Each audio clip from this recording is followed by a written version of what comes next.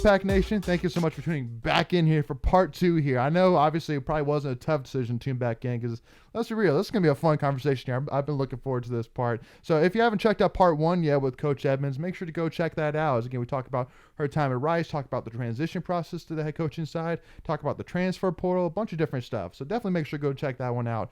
But before we get rolling, just make sure, again, if you haven't already, make sure, again, hit that subscribe button, give this video a like, and give us a follow. Tuffy Talk now. But so jumping back in, Coach, one thing is, we got to talk about for sure, with Coach Moore.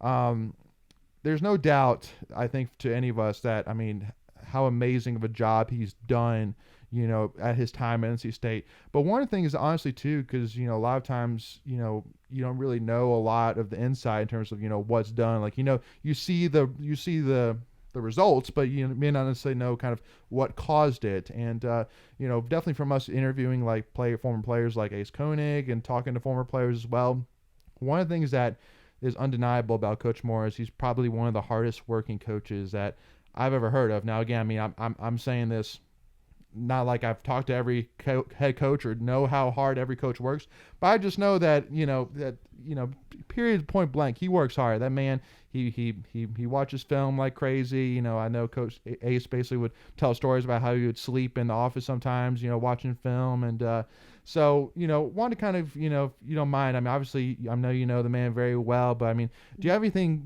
kind of to add in terms of maybe some of your favorite things about Coach Moore? And then is there another piece besides kind of the hard work that you kind of admire and have tried to bring into your own coaching? Yeah, he grinds. I don't know if there is another head coach out there that watches as much film as he does. Night in, night out, he's either watching his team or the next opponent. And it's something that every game we have an advantage because he found so many ways in film to pick apart a team's defense or a team's baseline out of bounds defense. He saw ways through those film sessions to pick apart some things, to add tweaks to plays. And sometimes that wasn't always easy for the players because we may have 3 or 4 tweaks for Georgia Tech. We may have 3 or 4 different tweaks for Duke. We may have 3 or 4 different tweaks for Carolina. But those tweaks were reasons why we were, getting the edge in some of those games. So unbelievable hard worker. He cares a lot. He has a really, really big heart. He loves his players. He cares about his players. He's super proud of them. I'm sure you guys saw after the Sweet 16 game and the huddle, he's like, I'm so proud and so happy for y'all. And he's crying already, making me cry. And it's like, I'm not even there, but I feel the emotion and know how I can hear everything he's saying because I heard it for 8 years. Right. So I think that's another special piece. I say all the time, I learned a lot of X's and O's from him. I learned how to win from him. But the thing that I learned the most from him was how to do things in your program the right way and with the right people. And very first year working for him, we needed a post player bad to replace Keisha Gatling, which we didn't do, but we needed one bad. And we were in with a top 50 recruit, and I had got him on the phone with her. He came to me, handed me the phone. He's like, "We're done." I'm like, "You mean the conversation is done?" He was like, No, we're done. I'm like, "Done what?" He was like, "Done recruiting her." I'm like, "Okay, why?" And he's like, "Well, she yelled at her mom on the phone with me. So if she'll yell at her mom, she'll yell at me. Yeah. I'm not recruiting." And I'm like, "But we need to close." He's like, "I'm not doing it." And I'm like, "Okay, I get it." So for that point on, if there was ever a character issue or ever any type of concern, I knew not to second guess him. I knew that's not what we were doing. I knew that's not the path we were going. There was a young lady that was transferring from the ACC, and she wanted to stay in the ACC. She had some things going on in her background that if you Googled it, you could find it. So Coach Moore, I was like, "Coach Moore, we're not doing it." He's like, "All right, I believe you. We're not doing it." But then she ends up somewhere else in the ACC. But it was just, he does things the right way and with the right people. And he builds the program, and the locker room is a happy locker room. And that's the difference. I think that's why the success has been there. Wow. I love that. So as you were giving that story, I heard a little bit of that Texas twang. Did you get that from Coach Moore, or you got that down since you've been in Rice? I don't know. I've always had a little bit of a twang being from North Carolina, but then Coach Moore having Absolutely. Tennessee, North Carolina, and Texas twang, and then now I'm down here in the South, so it comes out on certain words more than others. Yeah. So I was going to say, I noticed. So you were talking Oh, about. you go ahead. Okay, You ahead, Greg. You go got ahead, it. make it. Yeah, I just had a follow up on that. So as you're talking about Coach Moore, and you hear the question asked, I've heard it asked lots of times with some of the young ladies in their interviews. Is there a favorite Coach Moore ism or saying that he does? I've always enjoyed hearing those parts of the ladies' stories. Yeah.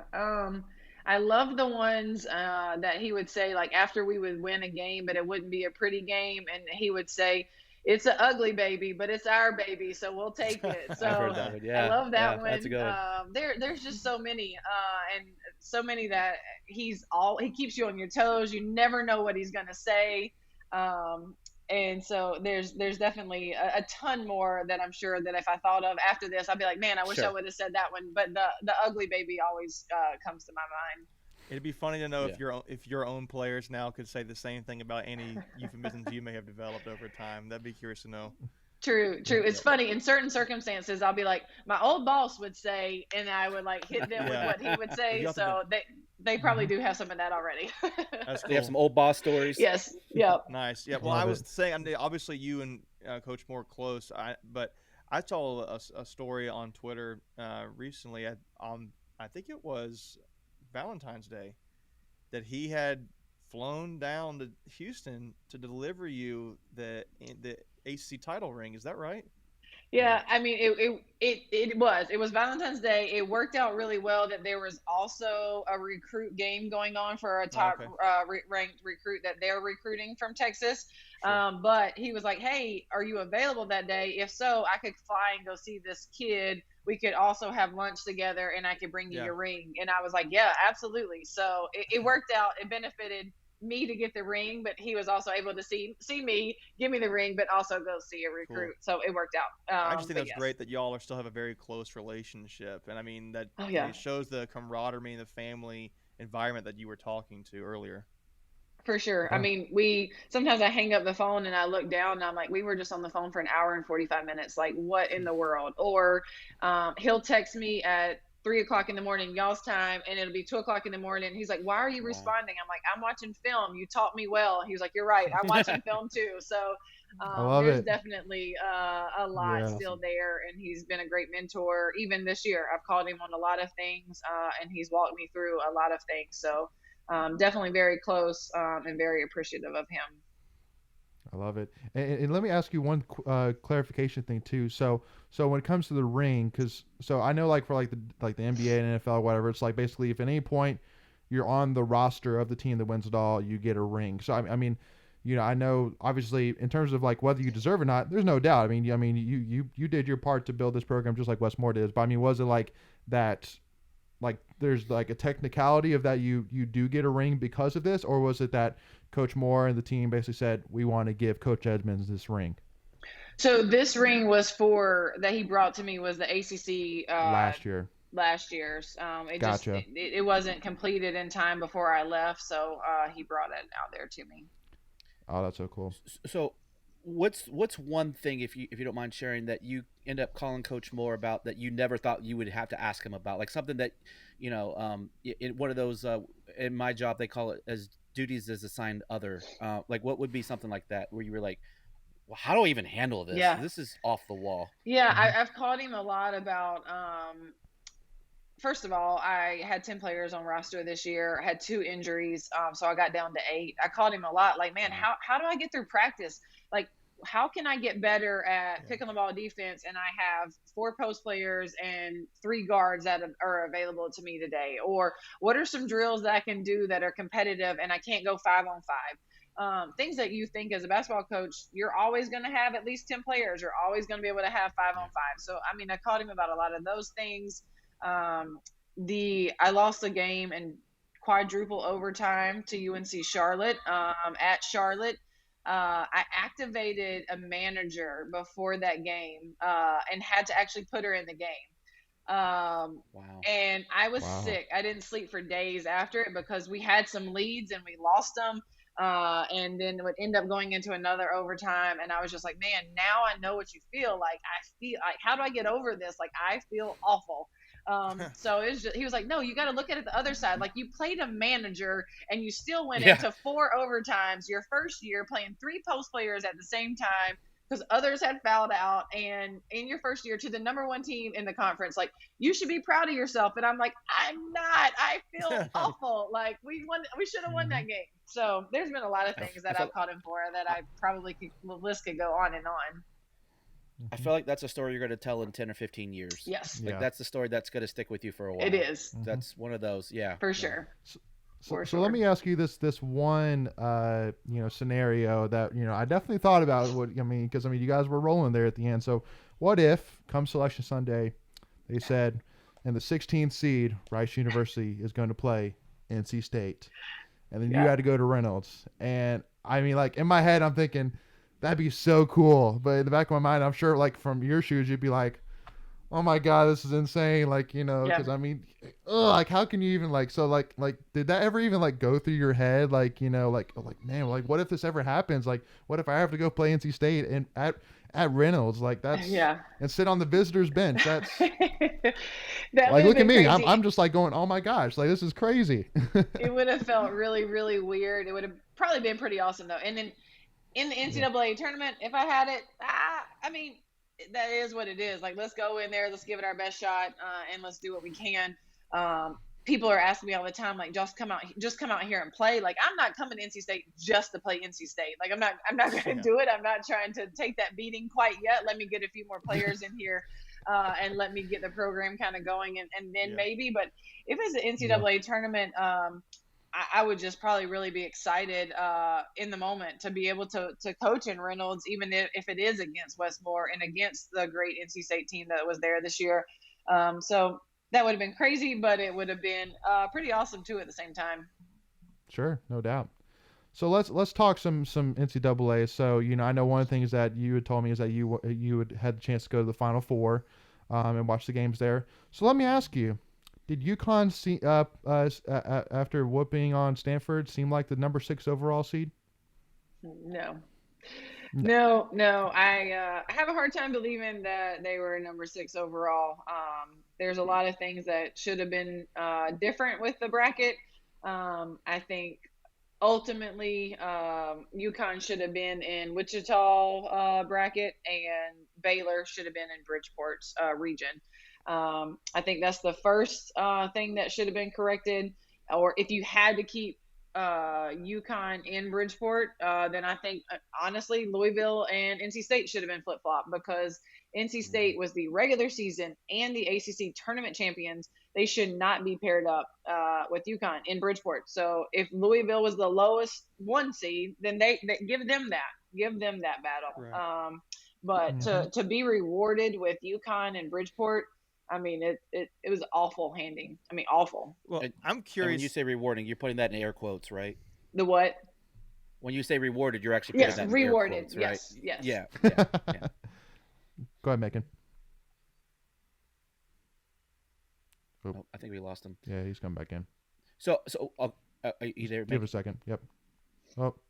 I'll jump in with my question while he does that.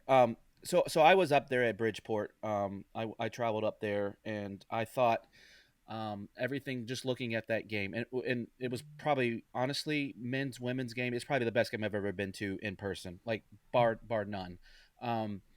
The mere fact that we only were able to get about 400, maybe 500 fans there, and that they had 9,500 UConn fans there, it's just a disservice to the game. Sure.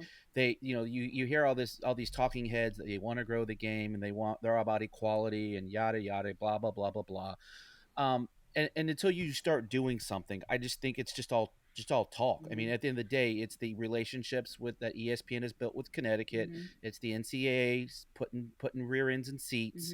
Mm-hmm. It's not about the quality of the game. Mm-hmm. And so, what would you say about that? Like, what are your thoughts? I agree. I think again, the right thing to do was UConn should not have been in their region unless they were a 1 seed. And if they wanted to give them a 1 seed, then somebody's got to fall off of the one line. And that couldn't have been NC State because, again, regular season and tournament champions. So in my mind, that means Louisville falls off of the one seed if you want UConn to be favored like that.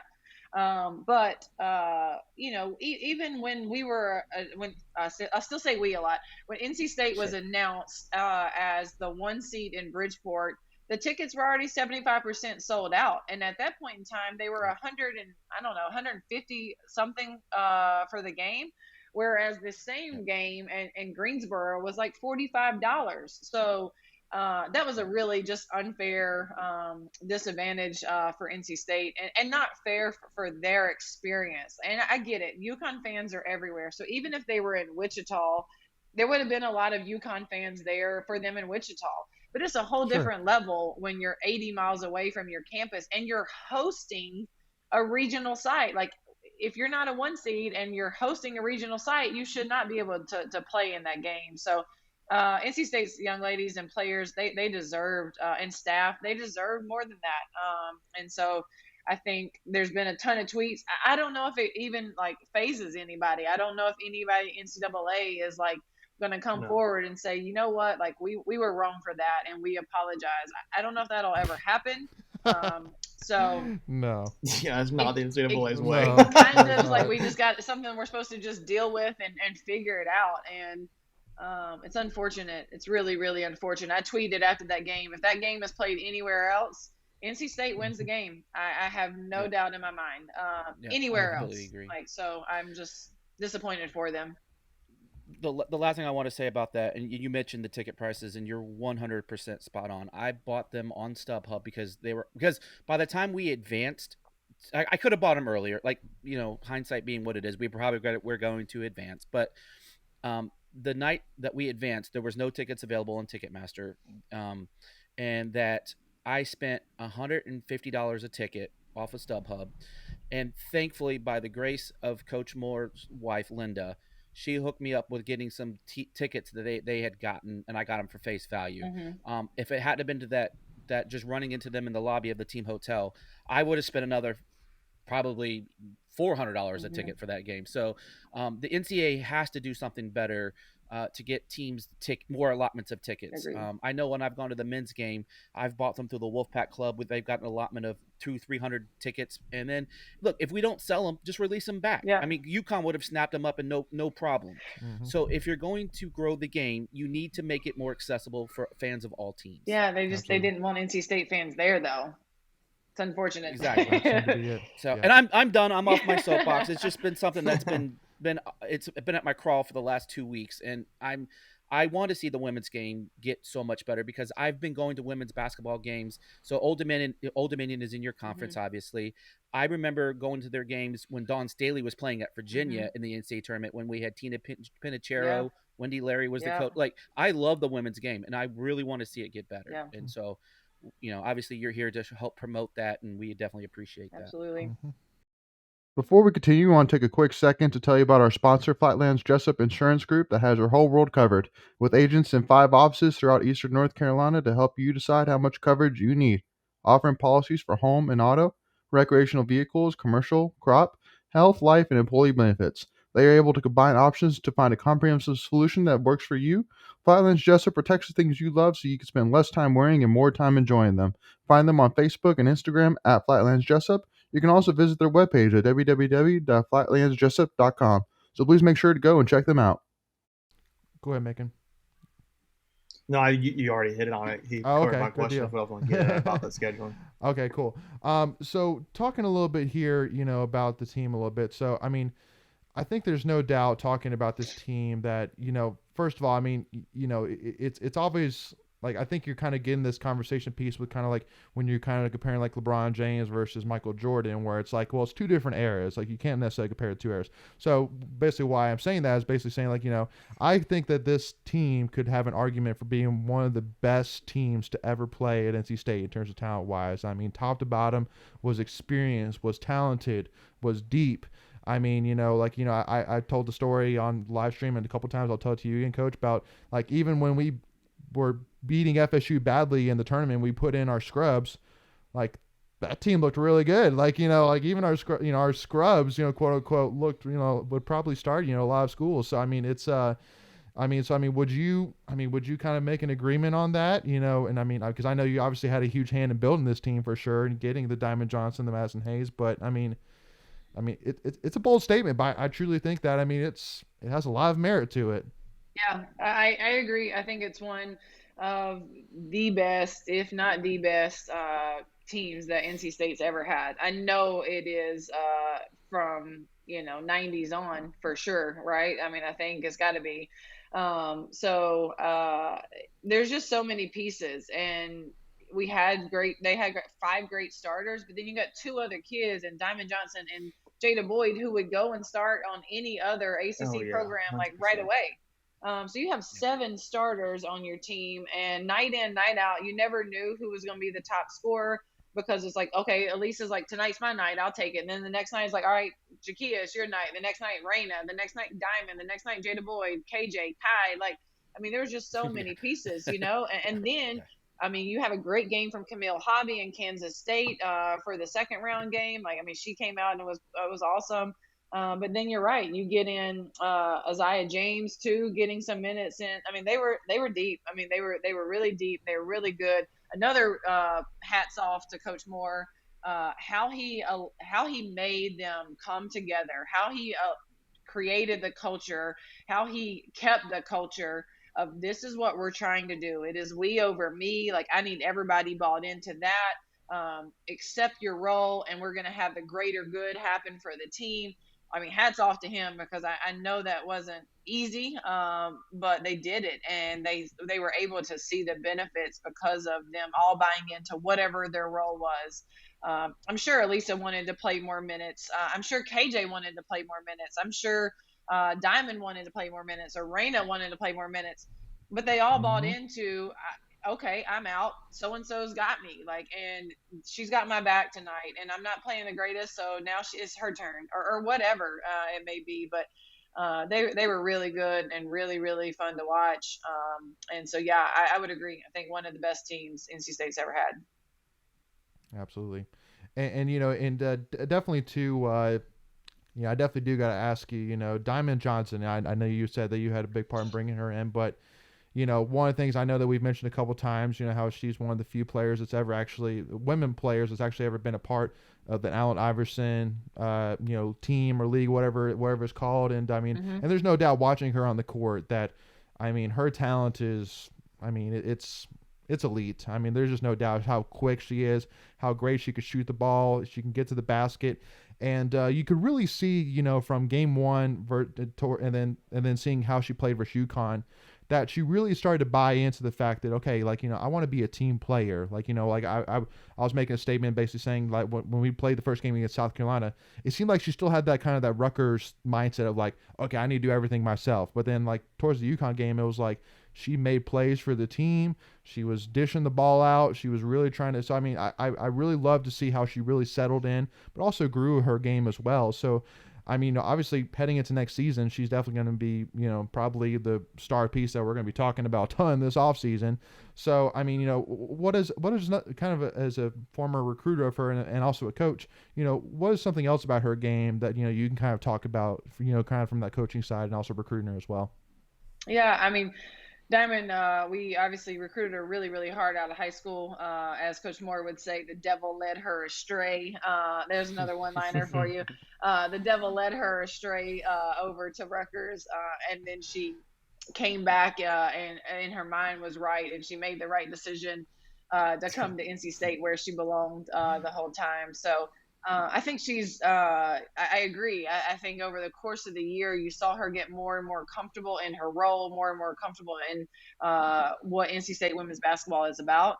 And she shined in a lot of moments. I mean, obviously the Louisville comeback probably doesn't happen without Diamond Johnson, for sure, 100%. So I think she's just going to continue to get better and better in his system, in what NC State's trying to do, what NC State's trying to accomplish. I think Diamond's a fierce competitor. She loves those moments. That's why she came to NC State. She came to NC State for those moments. I've texted with her over the course of the year, congratulating her on certain things, and she's like, this crowd, this energy, like this is what I came for. And so I think that's a big piece, and she thrives off of that. She loves the big moment. She doesn't back away. She doesn't shy away. So she's going to be a really, really special player for NC State, and I can't wait to watch what she's going to be able to accomplish in her future years. I've self-nicknamed her the Fresh Princess of Raleigh from her Philly background and all of that. I love it. I love her fearlessness, yes. though. I mean, she's a bulldog in a china shop. Mm-hmm. Like she's got that grit. I love that grit. Yes. Mm-hmm. Yeah. We were debating, preseason what we consider relatively speaking, like a successful season. Well, I think we kind of debated between the Final Four, Elite Eight, obviously is getting past Sweet 16 for this team.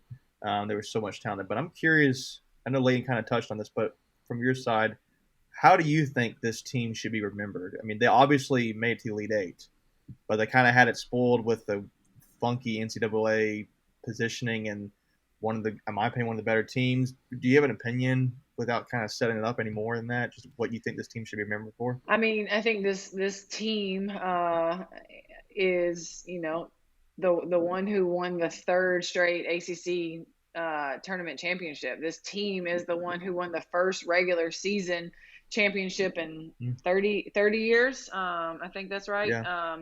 So I think, again, this team is going to be a team that's going to have a lot of jerseys hanging in the rafters one day, sooner rather than later, probably.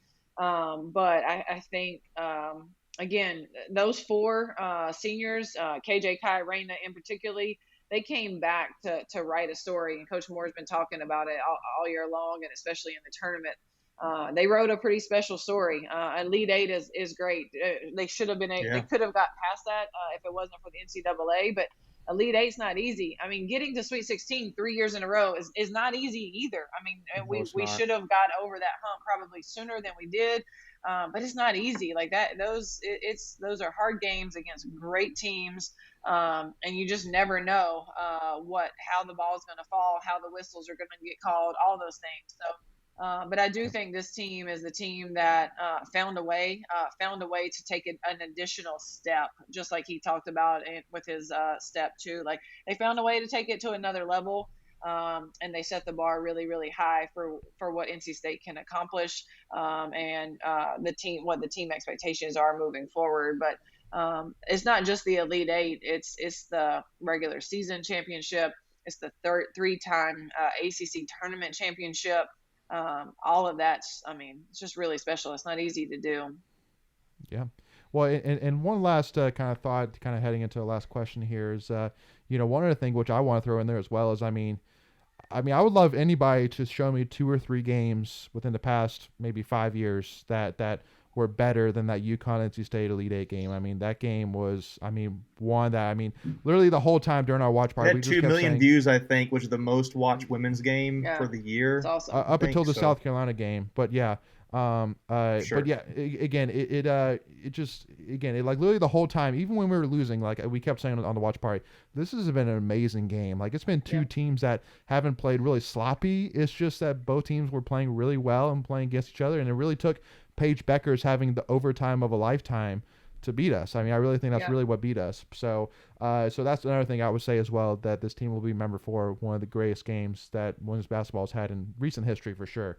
But one of the things I wanted to kind of talk about, we can talk about for days Kunane and how she, could end up being, one of the greatest players to ever, play NC State for sure. And, KJ and Kai, they were such great, team role players. But Raina Perez, one of the things that we've talked about and have kind of debated, and I want to kind of get your thoughts on, is kind of wrap this up here. So, would you say, because, we kind of basically said that Raina Perez really was, we think, the perfect point guard to run what Westmore wanted to do. Obviously, if we didn't have Raina, between Kunane and the talent we have, it would have worked. But I think Raina really took it to the next level. She really did a great job running the offense. She did a great job, between dishing the ball, between making the plays, making the shot. She was consistent. She was reliable, and she was a great leader, So one of the things I guess we were basically getting at is, I mean, that you can make the argument that Rain Perez is probably one of the most important players that Westmore has had to this point, during his time in NC State. I want to kind of get your thoughts on that. Yeah, I remember that year in the portal, Brandon Miller came to me and said, "Hey, this kid's in the portal. Her numbers are unbelievable." I'm like, "All right, send me her clips. I'll look at it." And I'm looking at this young lady like score in a variety of different ways. What's so crazy about Raina is the thing that caught our eye about her was her ability just to put the ball in the basket, whether that's pull-ups all the way to the rim, threes, whatever. Like, she was a scoring phenom out there in California at Cal State Fullerton. So that's what drew her to us. And so I started looking at the clips, and I called Coach Moore. I'm like, we got to call this kid. Like, this kid can flat out score. And he's like, I don't know how it's going to translate. She's at Cal State Fullerton. She's small. And I'm like, I know, I'm calling her. Like, we're getting on the phone with her, right? So I'm calling her. we're calling her. So I get on the phone. I don't need your permission, but We're I'm going to call calling her. We're going to see what she's talking about. So called her, and she was great on the phone. I wasn't sure she was like super into it, and Coach Moore tells it all the time. Like, when she hung up and she told her brother like NC State called, he was like, "Oh, I've heard of NC State. Like, you need to be into this. Like, you need to get excited about it. That's a big deal." So it's just so crazy. We started recruiting this young lady because of how she could score the basketball, but she became a great floor general. She shifted her game to fit the need of what we needed. And like, we didn't know that at the time. But I mean, she just became an unbelievable leader, PG, floor general. She knocked down all the open shots. I mean, she was, like you said, consistent and reliable. And she was a kid in guard breakdowns. I don't know if there's anybody on our team that has ever went harder than her for every single possession of every practice. She goes so hard. I mean, everything she does is perfect and hard and all out. There's no halfway walking through a drill. If I don't know, it doesn't matter. She is like, she's a pro, and she works like a pro. So I actually texted her at the end of her career after the UConn game, and I said, I don't know if any other player has made more of an impact in NC State jersey in 2 years than you ever. So unbelievable get for NC State. Super blessed that she was able to come back and spend another year with them, because we just thought it was going to be a 1-year deal. And again, it worked out to be able to get her for that second year. So she's really, really special. And I don't think the last 2 years look the way they look without Raina Perez on the floor. Amen to that. I mean, I think she's going to go down as probably one of the all-time clutch players, just for the simple fact that the game-winning shot against Louisville in the ACC tournament, and of course the steal against Notre Dame to push us to the Elite Eight. I've been watching state basketball for many years, and I can't think of two more significant plays than those two, just because of the stage that it was on. Mm-hmm. I agree. I mean, absolutely agree. You said Diamond's fearless, and Diamond is, but Raina's fearless too. Like, Raina has no fear, and she doesn't care her size, just like Diamond doesn't care her size. They both would go toe-to-toe with anybody and not back down. But yeah, Raina on the big stage, she's been pretty spectacular. I love it. Well, thank you, Coach. First of all, again, really, really appreciate this time, and I think I speak for all of us. So I could say, we could easily extend this for another hour here and talk more NC State. But again, really appreciate your time, and again, we're always wishing the best for you, and definitely we'll continue to follow you throughout your career, and hope that we could see you back in Raleigh whenever you can. But hey, even if it's Rice versus NC State, we'll be excited about that. We'll love it. Yeah, I don't know if I'll be excited about it, but it would be an exciting time. I don't know if I'm excited about the game, but no, I love Wolfpack Nation, like I said, and you guys have said too. Once Wolfpack, always Wolfpack. So definitely pulling for you guys. I appreciate the time. I appreciate being on here. It's been fun chatting all things Rice and Wolfpack Nation. So I really appreciate it. Absolutely. I will say, if we end up playing you guys, hopefully you don't have to play with a team manager. Yes. I have a full roster next year. Everyone told me I was crazy to sign 5 freshmen, and I have a preferred walk-on, so I'm going to have 15 on roster, and everybody's like, you're crazy. And I'm like, do you know the year that I just went through? Like, I went through with 8 and 7 during some games. In the Charlotte game, I had 6 and a manager. So I'll take all the players that I can get right now. Absolutely. Well, we wish you the best of luck, Thank Coach. you. I appreciate it. It means the world. Well, thank you all so much again for tuning in. As always, make sure, again, hit that subscribe button so you don't miss out on any new State content. Give this video a like, and also to give us a follow, Tuffy Talk Now on Twitter or Instagram. But thank you all so much. And as always, go back, y'all. We'll see y'all soon.